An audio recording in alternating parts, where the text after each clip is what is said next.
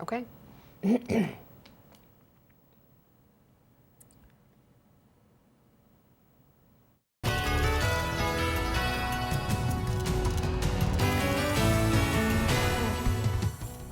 A Cook County sheriff's officer was killed while trying to stop a robbery outside of a VFW hall.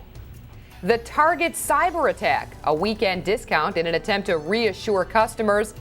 And the Hawks lose to their rival Canucks in a shootout.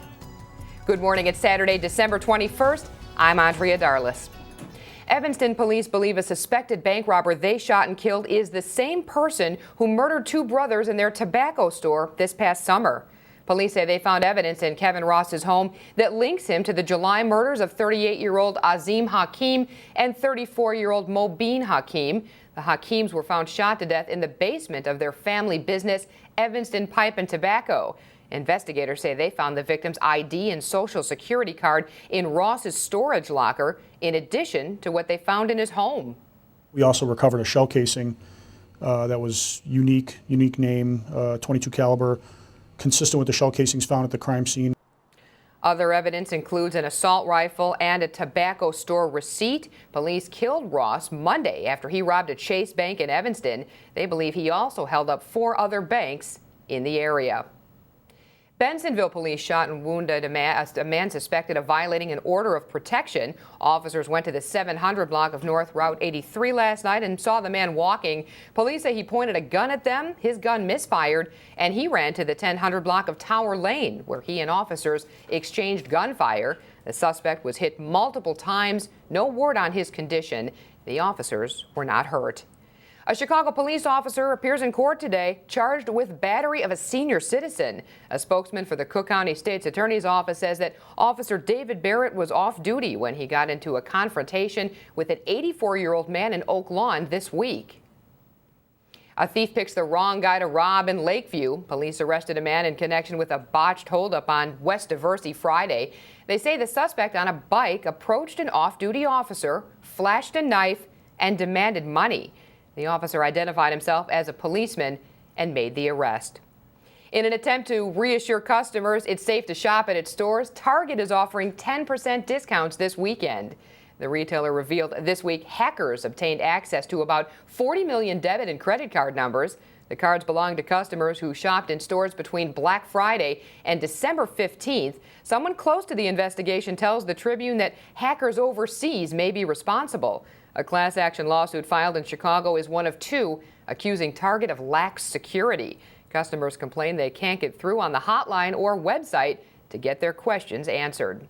Mariano's closes on its multi-million-dollar deal to buy 11 Chicago area Dominick's stores.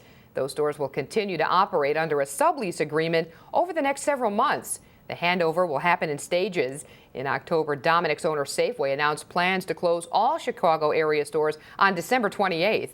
The future of the store in the 2100 block of East 71st remains uncertain, leaving those customers worried the community will become a food desert. You will have to either catch the bus. It's going to be pretty hectic for people for this store to go. It's kind of still unreal. This is definitely has been a staple in the neighborhood, so unless something else is coming here, it's definitely going to add to the food desert that they call this neighborhood anyway.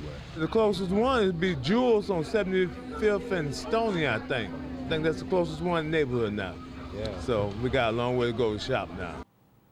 Jewel, which is also buying some of the Dominick store, says it does not plan to purchase more locations. The closings will leave about 6,000 people out of work. Chicagoans will pay more for things like water and cable TV in the new year. The good news, parking meter rates will stay the same.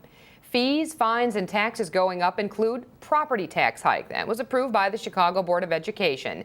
The owner of a $200,000 home will pay about $50 more.